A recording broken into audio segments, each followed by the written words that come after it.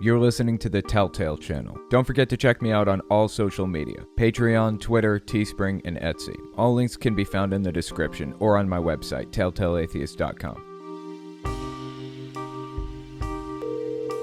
Hey, this is Owen. If you're comfortable, leave your first name and state at the sound of the tiny truck backing up. Calling in for Tony. Hello, Telltale. I'm Tony from Spain. I'm through a wonderful member of your Discord. I want to thank you for everything you do. Now my question. Do you think that all religions would develop cult-like behavior if allowed? Spain is a deeply Catholic country, and I feel that Catholicism here exhibits many of the things the BITE model measures, especially in rural communities.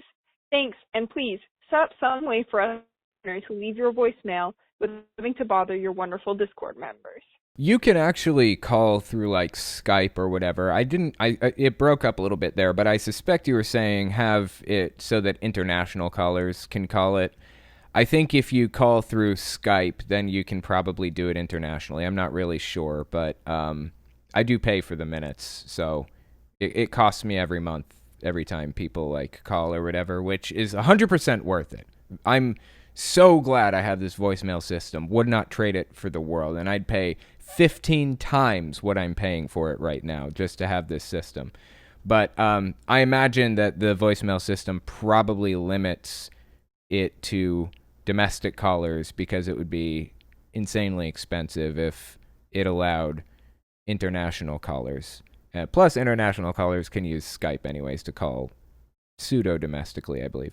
Anyway, to the question. Let me play this part again. Hang on. Do you think that all religions would develop cult-like behavior if allowed? To answer the question, would all religions develop cult-like qualities if there weren't, like, basically guardrails?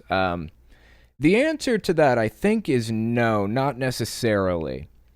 In fact, it's really strange to me that cults all tend to fit this one mold. I mean, it's a fairly broad mold, but you've got very specific things like gaslighting the members, having an us versus them mentality, using singing and prayer and chanting to put people into almost a meditative trance state, emotional manipulation through shunning and things like that. They're reasonably specific points, and cults hit these points like dead on a lot of the time. It's really, really bizarre. I think a lot of religions have the tendency to go down that road unless there's a leader at the top guiding it away from extremism, or unless a new leader takes charge and forces basically a reformation. And there are a lot of religions out there who haven't really gone through a reformation, like Islam, for example.